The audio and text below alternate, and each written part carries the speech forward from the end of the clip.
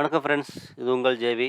So இன்னைக்கு என்ன formula பார்க்க போகிறோம்னா, concatenate, concat, text join, code, char. So first வந்து கன்கார்டினேட். ஸோ கன்கார்டினேட்டும் கன்கேட்டும் சேம் ஃபார்முலா தான், கொஞ்சம் அட்வான்ஸ் ஃபார்முலா ரெண்டுத்துக்கும். ஃபஸ்ட்டு ஃபார்முலா சொல்கிறேன். ஸோ கன்கார்டினேட் வந்து நீங்கள் வந்து சாரி ஸ்பெல்லிங் மிஸ்டேக். ஃபஸ்ட்டு ஒவ்வொரு டெக்ஸ்ட்டாக நீங்கள் செலக்ட் பண்ணணும். ஒவ்வொரு எந்தெந்த நீங்கள் செல்லில் வந்து கன்கார்டினேட் பண்ணணுமோ அந்த செல்லை வந்து நீங்கள் கம்மா போட்டு ஒவ்வொன்றா செலக்ட் பண்ணணும். அப்போ தான் உங்களுக்கு ரிசல்ட்டு வரும். ஸோ இதில் ஏதாவது நீங்கள் இடையில வந்து இப்போ ஆப்பிளுக்கும் ஆரஞ்சுக்கும் இடையில ஏதாவது ஒரு டீலிமிட்டர் ஆட் பண்ணணுன்னா நீங்கள் கம்மா போட்டு நீங்கள் டபுள் கோட்ஸ்குள்ளே போட்டு ஆட் பண்ணிக்கலாம்.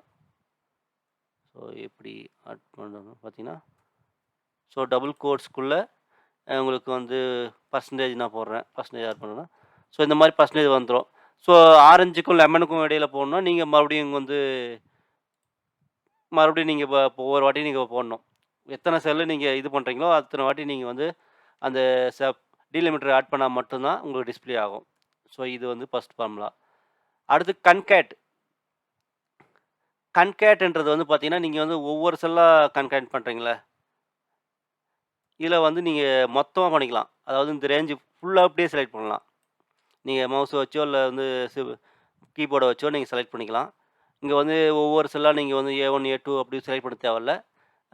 B3லேருந்து அந்த மாதிரி நீங்கள் மொத்தமாக அந்த ரேஞ்சை ஃபுல்லாக செலக்ட் பண்ணிக்கலாம். உங்களுக்கு ரிசல்ட்டு தேவையான ரிசல்ட் வந்துடும். ஸோ அந்த பிளாங்கை செலக்ட் பண்ணால் கூட இந்த பிளாங்க் வந்து இக்னோர் பண்ணிக்கும். என்ன ஒன்று இதெல்லாம் இதில் வந்து நீங்கள் இதுலேயும் வந்து நீங்கள் வந்து இதில் வந்து ஏதாவது வந்து செப்பரேட்ரு ஆப்பிளுக்கும் ஆரஞ்சுக்கும் இடையில ஏதாவது ஆட் பண்ணணும்னு நினச்சிங்கன்னா, நீங்கள் வந்து நம்ம ஃபஸ்ட்டு ஃபார்முலா எப்படி யூஸ் பண்ணோம்? ஆப்பிள் ஒரு ஒரு செல்லை செலக்ட் பண்ணிட்டு அதுக்கப்புறம் வந்து டீலிமிட்டர் ஆட் பண்ணீங்கல்ல டபுள் கோட்ஸ்குள்ளே, அந்த மாதிரி தான் நீங்கள் இதுக்கும் ஆட் பண்ணணும். ஸோ சேமாக தான் இருக்கும். ஸோ இந்த பிரச்சனையை தீர்க்கிறதுக்கு இன்னொரு ஃபார்முலா வந்திருக்கு. அந்த என்ன ஃபார்முலா வந்து டெக்ஸ்ட் ஜாயின். ஸோ இது வந்து உங்களை வந்து அந்த ஒரு பிரச்சனையை உங்களுக்கு தீர்வு கிடைக்கும். டெக்ஸ்ட் ஜாயின் இந்த ஃபார்முலா பார்த்தீங்கன்னா, டீலிமிட்டர் நீங்கள் எதை வச்சு ஆப்பிளும் ஆரஞ்சும் செப்பரேட் பண்ண போகிறீங்கன்றதை வந்து நீங்கள் முன்னாடியே கொடுத்துட போகிறீங்க. இது டபுள் கோட்ஸ்குள்ளே நீங்கள் வந்து நான் வந்து பர்சன்டேஜ் வச்சு பிரிக்கிறேன்னு வச்சுக்கிறேன். பர்சன்டேஜ் வச்சு உங்களுக்கு செப்பரேட் பண்ணி காட்டுறேன்.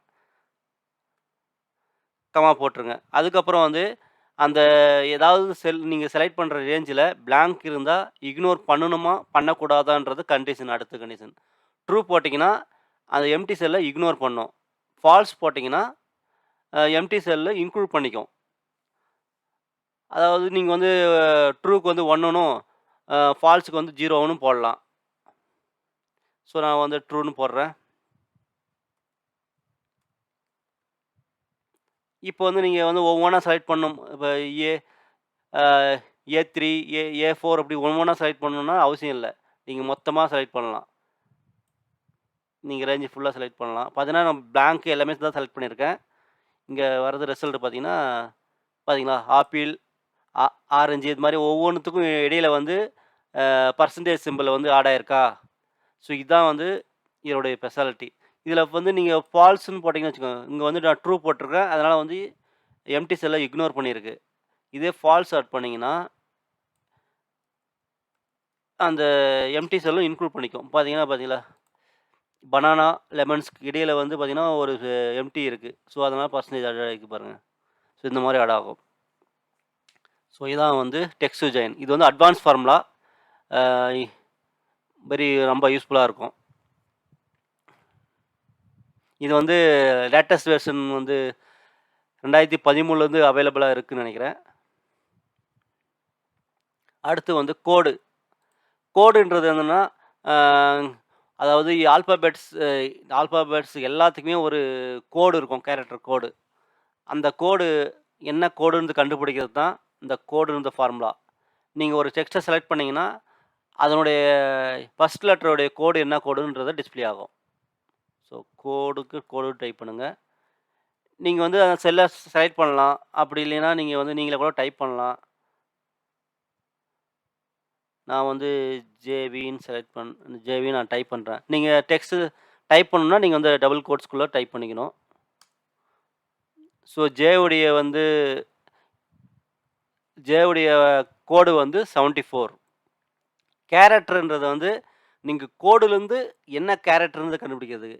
ஸோ நான் இந்த 74 என்ன கோடுன்றத கண்டுபிடிக்க போறேன். அதுக்கு வந்து கேரக்டர்.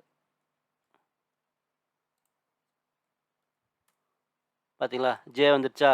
ஸோ நான் வந்து இங்க ஜேவி அப்படின்னு போட்டுருக்கேன். இந்த ஃபர்ஸ்ட் லெட்டருடைய இது வந்து இங்க ஜேவின்னு வந்திருக்கு. ஸோ நான் வந்து ஆப்பிள் செலக்ட் பண்ண போறேன். அப்ப பார்த்தீங்கன்னா, ஆப்பிள் செலக்ட் பண்ணும்போது நம்ம டபுள் கோட்ஸ் தேவையில்ல. ஜஸ்ட் வந்து நம்ம அந்த செல்ல மட்டும் ரெஃபர் பண்ணா போதும். பார்த்தீங்களா?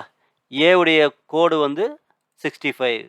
ஸோ இந்த மாரி நீங்க ஒரு பாஸ்வேர்டு செட் பண்றீங்க. ஏதாவது பாஸ்வேர்ட் செட் பண்றீங்கன்னா, அப்ப அந்த இந்த கேரக்டர் கோட வச்சு நீங்க பாஸ்வேர்ட் செட் பண்ணி வச்சுக்கலாம். உங்களுக்கு ஈஸியா அண்டர்ஸ்டாண்ட் ஆகுற மாரி. மத்தவங்களுக்கு தெரியாது. ஆனா நீங்க என்ன கோடு வச்சு அந்த மாரி உங்களுக்கு யூஸ்ஃபுல் ஆகும். நெறைய இடத்துல நீங்க அந்த கோடு, இந்த கேரக்டர் ஃபார்ம்லாம் யூஸ் ஆகும். Thank you friends. இன்னைக்கு இதான் பார்த்தோம். ஸோ யாராவது சப்ஸ்கிரிப்ஷன் பண்ணாம பார்த்துருந்தா சப்ஸ்கிரிப்ஷன் பண்ணிக்கோங்க. Thank you. அடுத்த வீடியோல சந்திப்போம். நன்றி.